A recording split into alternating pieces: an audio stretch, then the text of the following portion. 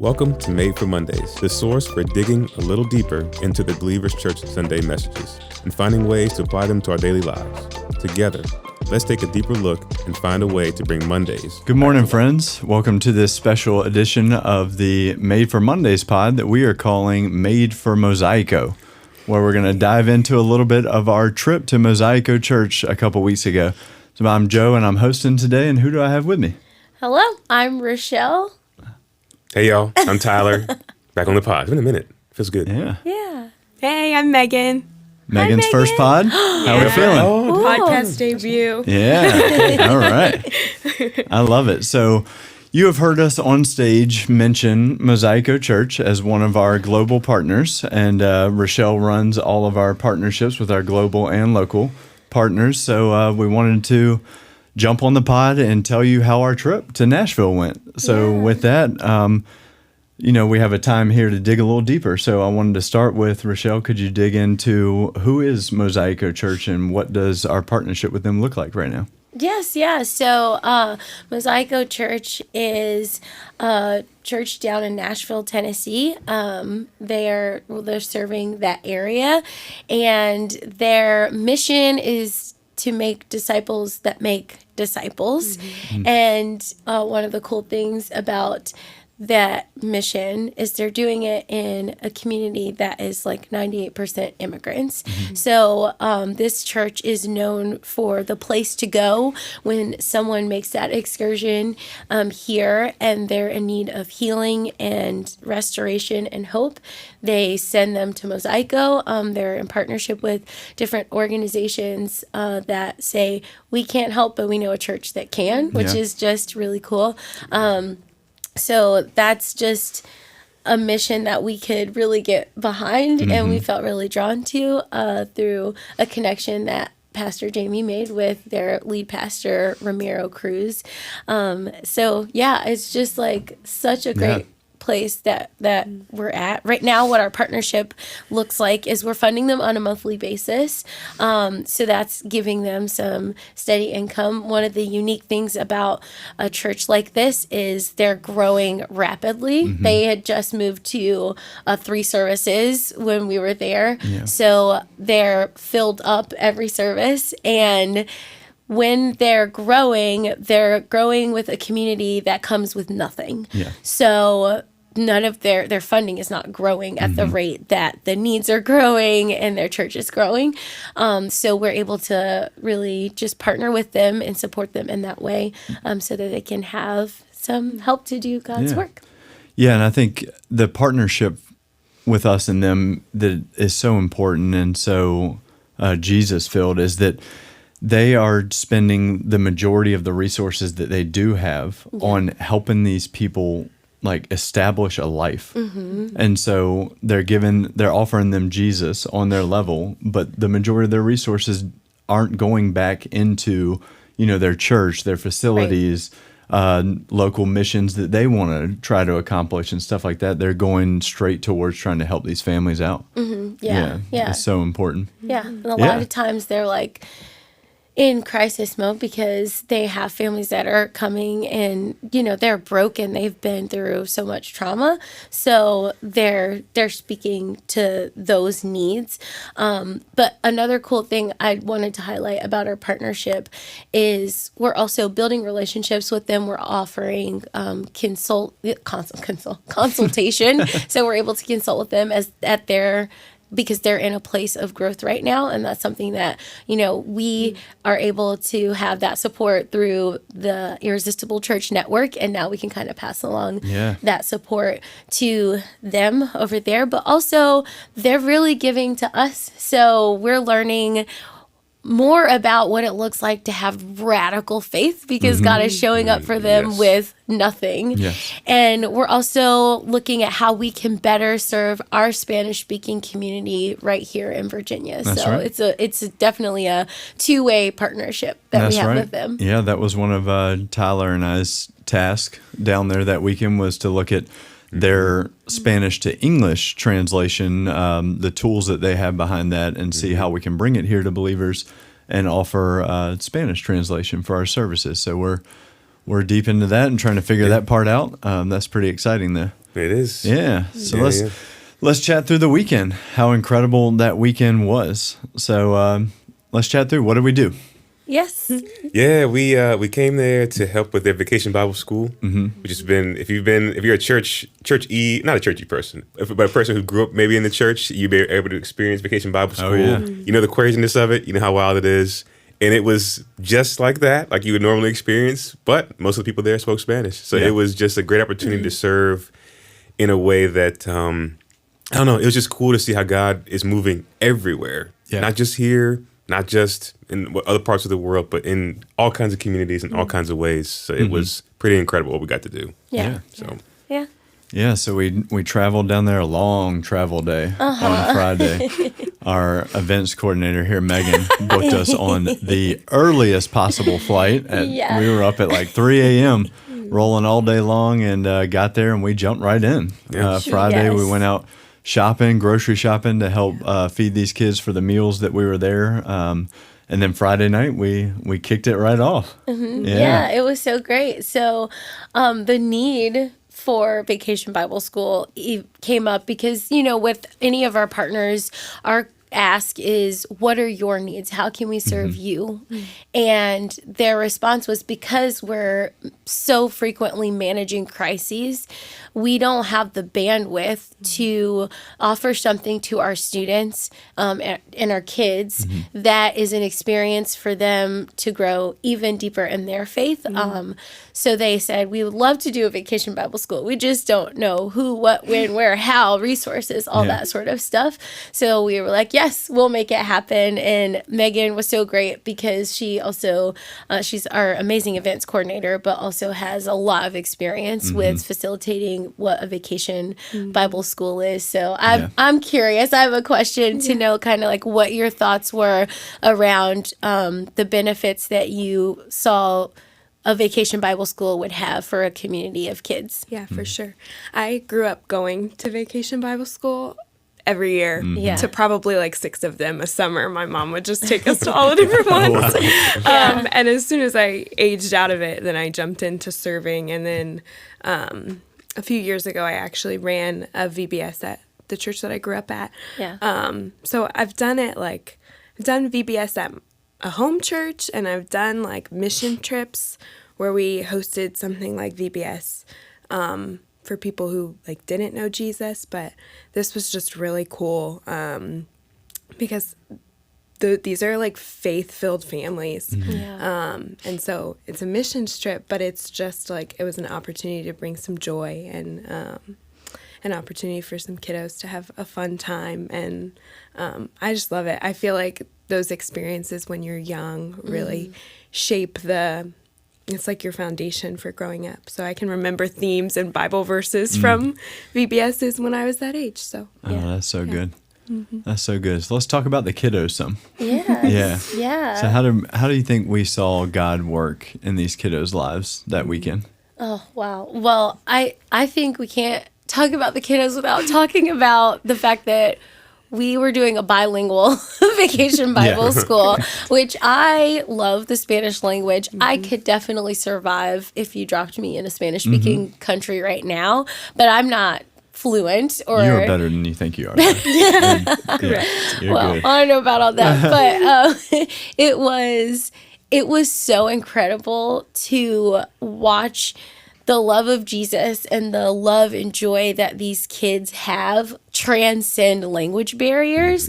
And they had so much grace. I know with me as I was trying to communicate with them, and we had some kids that spoke only Spanish, we had some kids that spoke only English, and we had some kiddos that spoke, they were bilingual. And I think it was like a pretty half and half mix. So, but we were able to build connection with each and every one of them because they were eager to learn. They were so excited to have this space and this experience where like we were, sharing Jesus with them on their level. And it was like they got to take over the whole church.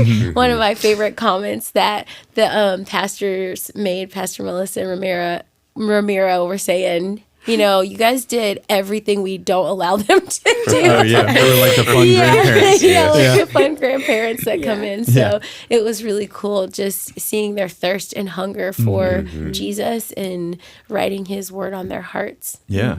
Well, speaking of the bilingual, Tyler, jump into, what you've been going through the last couple of years and how, God showed up in that.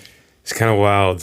So a couple years ago, Karen and I went to Cancun, and I was able to recall a bunch of Spanish that I'd learned in high school and through classes in college and all that, and was able to talk in a way that I was like, this is weird.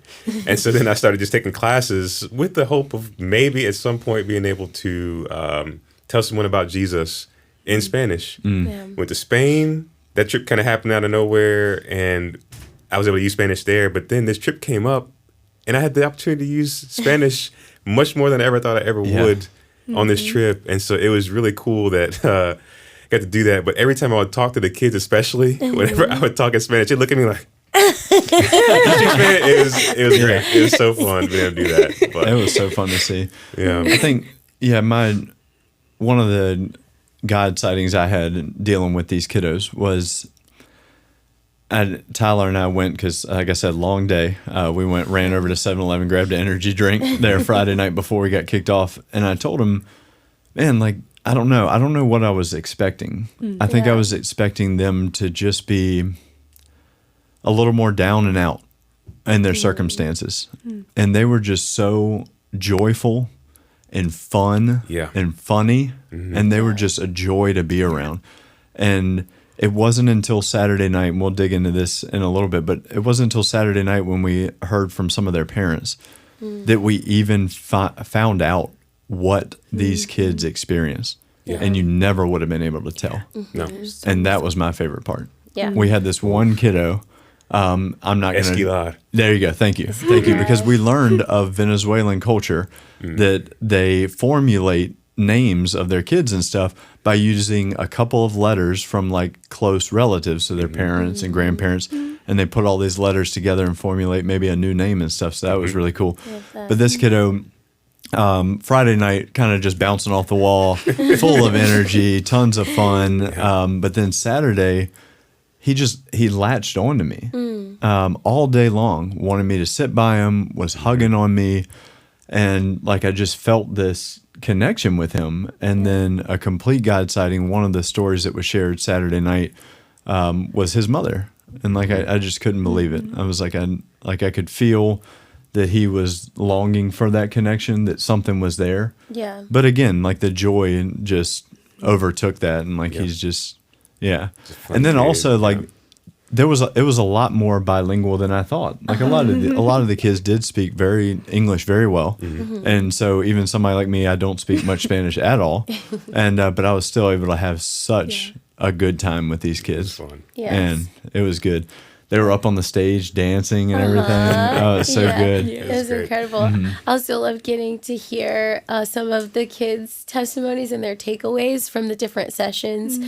So we had large group experiences where we worshiped together, and then small group experiences where they split up into their age groups and got to really dig into the Bible stories and what we were learning about, having joy and rejoicing in the Lord always. And we allowed some of the kids to come up on stage, and they would just share these great stories of how God was, showing them how they could have joy even in really tough circumstances, like at school, being bullied, all that sort of stuff. So a lot of issues that are just a part of the human condition. And then that impact, I agree with you, Joe, that it was that impact of not only are you dealing with these regular kid things, but then also you've come through trauma to be where you are today, and still are choosing to just dance and sing and celebrate and be present. And it was just really cool to be a part of that. Absolutely, it was. So briefly mentioned it, and I would love to dive into Saturday night.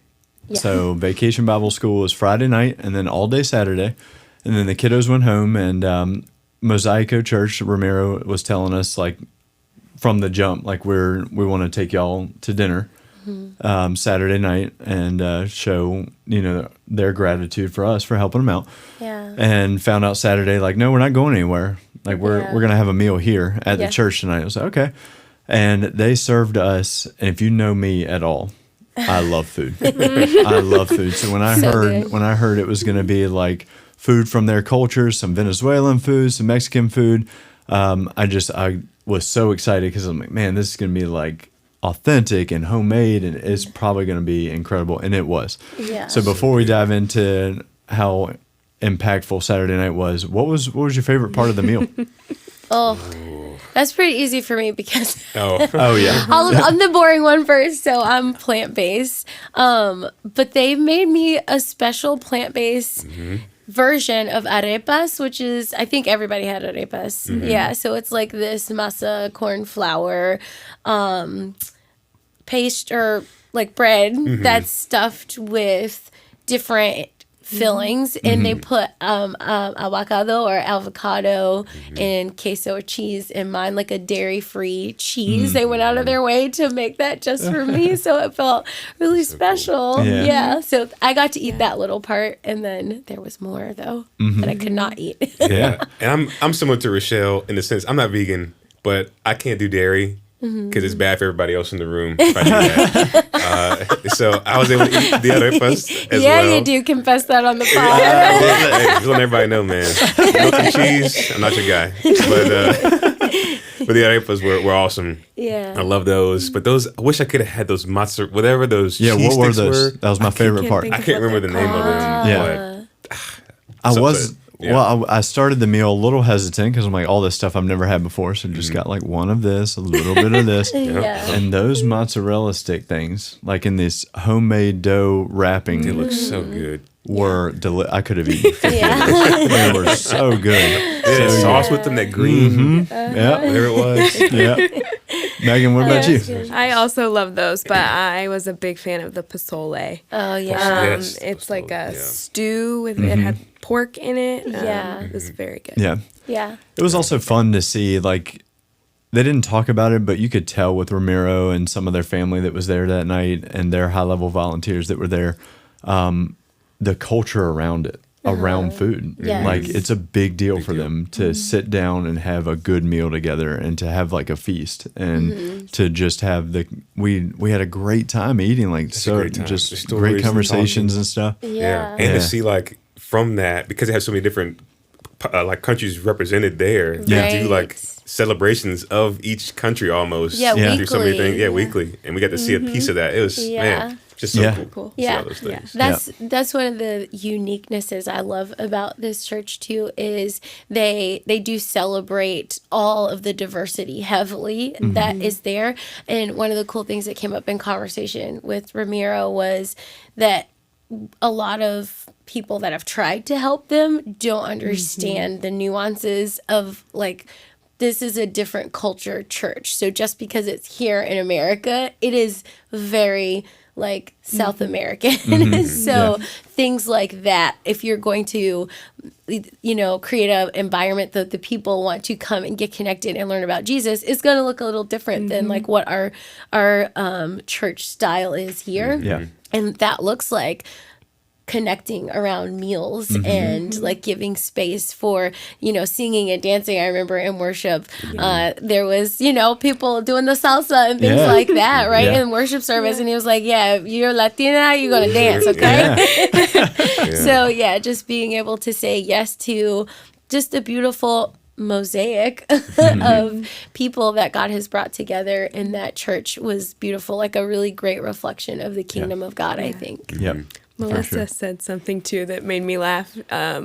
Just the culturally, she said to us, we were like lingering one night after the VBS was over, and she's like, "You guys can go home. We're gonna be here for a while." And I laughed, and she's like, "No, really. Like, I'll turn the lights off, and they turn on their phone flashlights to like stay and talk." And I just loved it. It really made me laugh. culture. I've been thinking about that every time I'm like lingering somewhere. I'm like, Yeah. Right. I love that. I thought it was really cool. Just want to touch on real quick, hearing a little bit more about Ramiro and Melissa's story. Yes. So she's here from the United States, Michigan, up north, Ohio, I somewhere. thought it was Chicago. Yeah, it might be She's Chicago. a Chicago girl. Okay. Yeah. Chi-town, Yeah. So, and her walk with Jesus looked like they went on this trip and she just like for 2-3 straight days learned the Bible right then and there. Yeah. And her understanding of the Bible was to be like Paul. So cool. And so as soon as she was out of this little trip she went on and where she learned Jesus, she's like, I'm gone. I'm going. We have to go to an area of need, an area where people don't know Jesus. So she left for Mexico and met Ramiro, and immediately like a point of contention because Ramiro's feeling the same way. Yeah. We're going. He's coming to the United States. No, we got to go. So they were back and forth with that, but like how that it's all come together for them in their marriage, and they really like are just mission focused. Yes. 100% of the time. So cool. Yeah. It's a great story. Yeah. Absolutely. It is. Yeah. So I don't want to end this podcast without talking about, I think it's super important.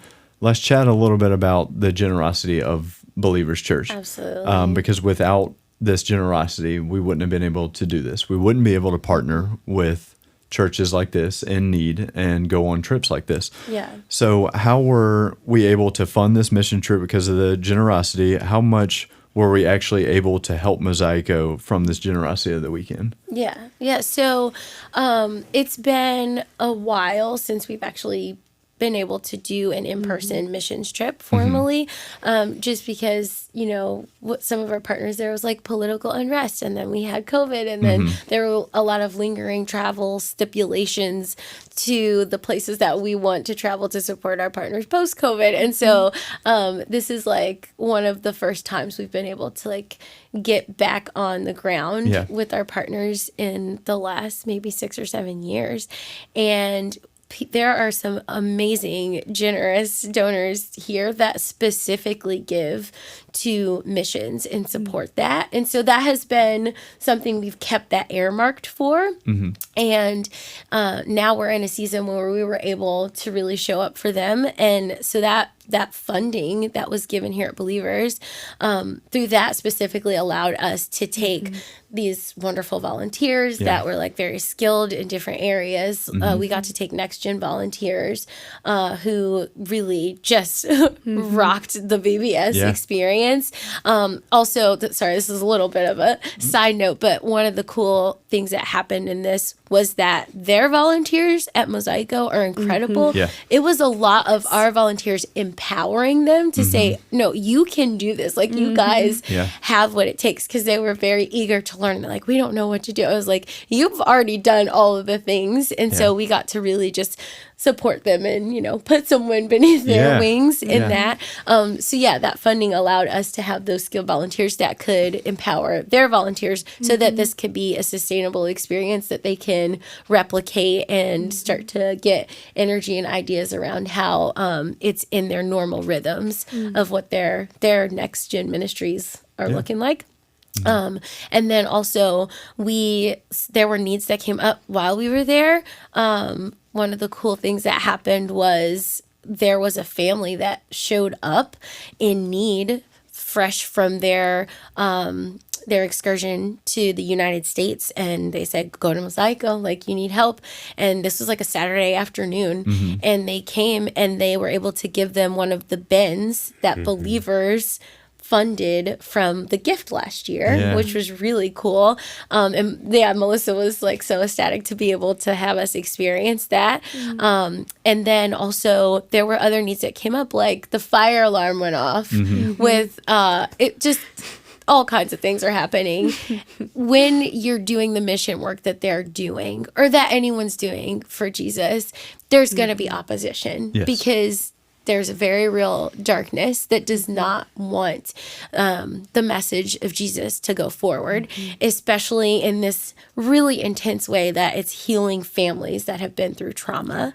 So they're in the situations where they have issues with the landlord and their neighbors. I mean, like, I'm just going to put this out there because I think sometimes we forget prospectively how good we have it. They're like leaving like feces on their doorstep and that sort of thing. It's like a really harsh situation because they just, people are not really encouraging of this culture, this community that they've created in this church. So it was this whole fiasco with the fire alarm going off and like the landlord not being super kind about it. And then the fire, anyways, they were left with this bill because we were just trying to put off some fog. The fog machine going during the dance party. Yes, they wanted to bring their best, and they were like, "We got a fog machine, let's do it." So with that, they incurred a fee, and so we were able to cover the cost of that fee for them.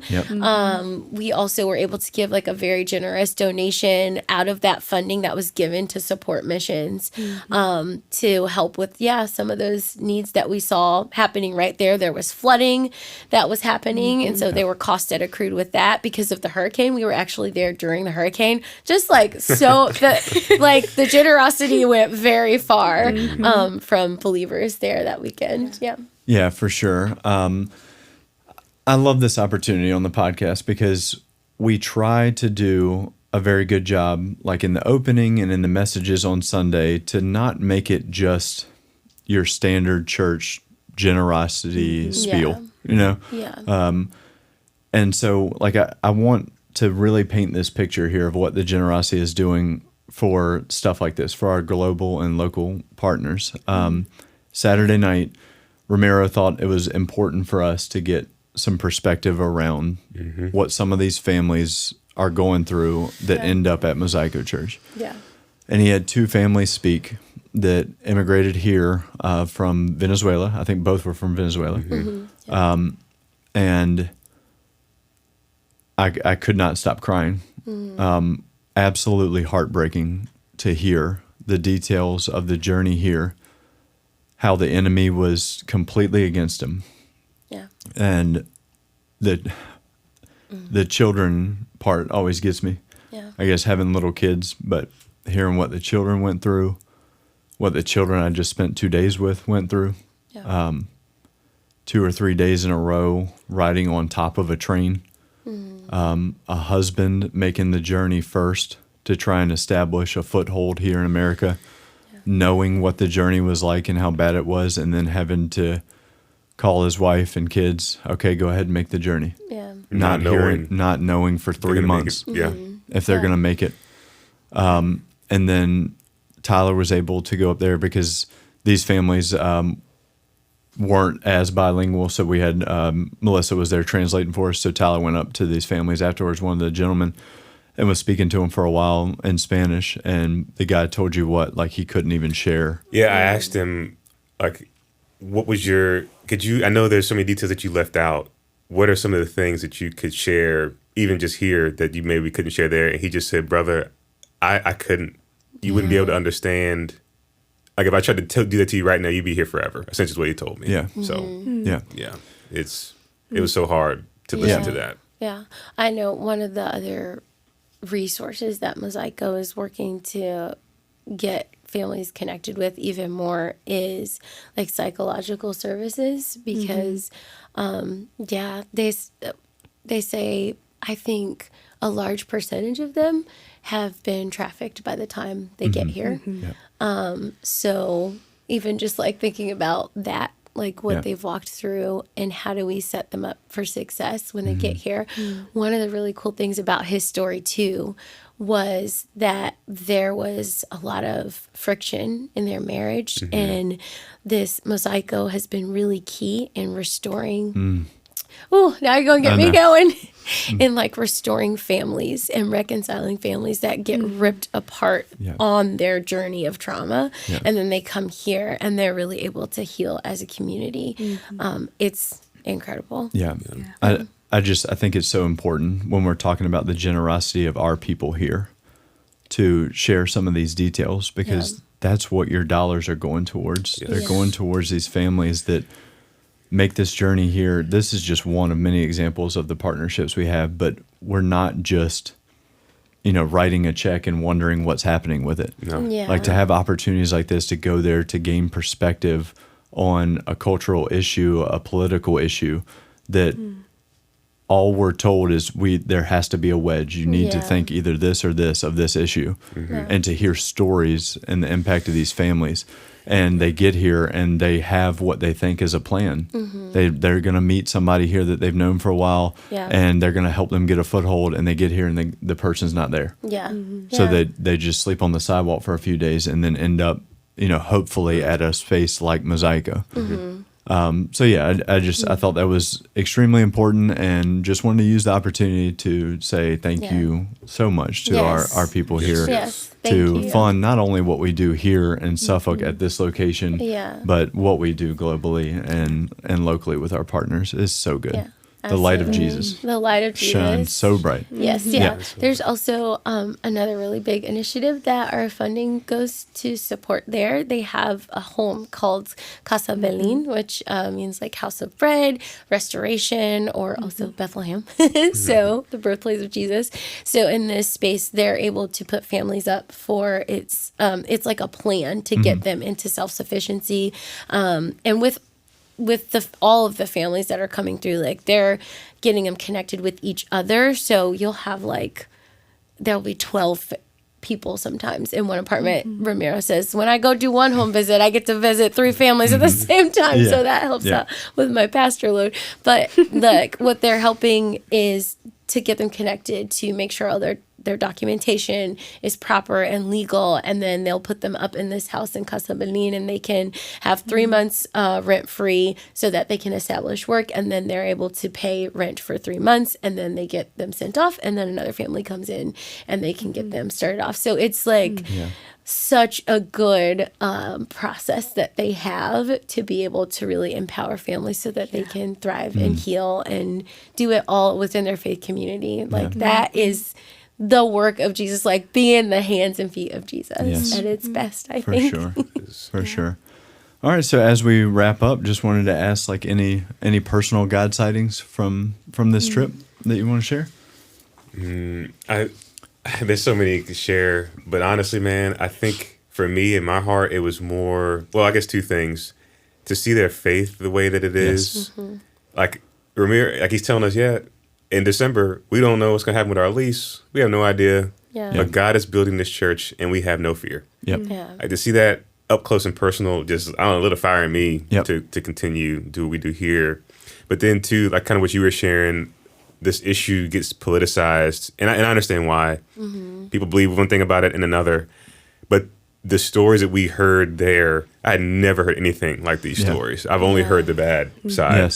And to be able to sit and listen and hear from families who just want a better life and the things they do to get here, I don't know. It just gave me so much more perspective and such a more tender heart to an issue that I stay away from because I don't want to get into the the politicized parts of it. But just to see these are real people that God loves, that are made in His image, that need love.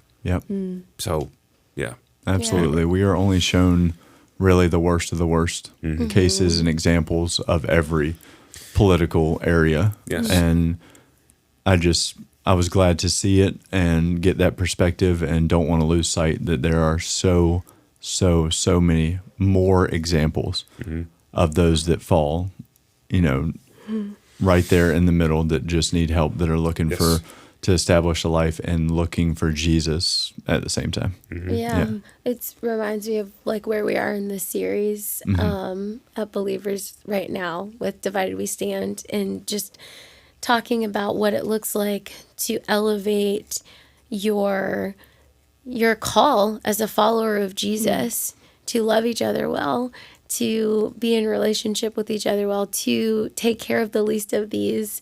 Is no matter what your alignment is, what you think about an issue, are you seeing stories for the people that they are and showing them Jesus and showing up for them to meet their needs? So I think that, all of this is tied together really well, just even what we're learning together as a church. My highlight of this trip, one of them, besides the joy in all these sweet babies, was seeing the volunteers, believers volunteers, and the volunteers at Mosaico just seeing how they operated in their gifts.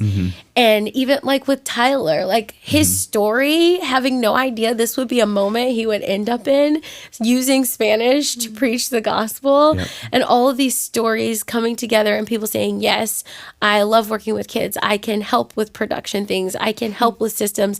All of that sort of stuff made this happen because we are all created to be a part of the body of Christ. The hands were working together, the feet were working together, the hair was working together. I ain't got much of it, but the hair be doing its thing so that we could look like Jesus. And it was just really cool to watch everybody do their thing. It was. It was for sure. Yeah, something big for me was serving alongside one of Mosaico's staff members, actually, and we had been praying for a hard season that she had gone through, and not even known that it was her, and we served alongside of her all weekend, and then she like shared part of her story at our Saturday night dinner, and me and Rochelle looked at each other because we realized pretty quickly, I think, that it was someone that we had been praying for. So I think that something that I learned, and we've been talking about it again in our series lately, is suffering well. And seeing people go through like incredibly hard experiences that I won't ever understand. And just seeing like the true joy and like understanding that Jesus is the healing that they needed, and seeing them take steps towards that was so incredible. Even like the way that their staff members did ministry, I feel like often, for me at least, I can get stuck in like a checklist and getting the things done, and seeing them like there's so much to do. Like it was chaotic most of the time, but I was looking at their leaders just like be in the moment and like enjoy it, and that was for sure like a lesson for my heart. So. Yeah, for sure. Yeah, I think for me, like Tyler said, was Ramiro and Melissa's unshakable faith. I don't know that I've quite experienced it on that level before. Even our partnership with them. So Jamie and Bonnie were down there at WindShape and met Ramiro and Melissa and chatted with them for a while and stuff. And that was maybe it. And Jamie had a dream that night and was like desperately trying to find you, Rochelle, to tell you about this couple because they needed help.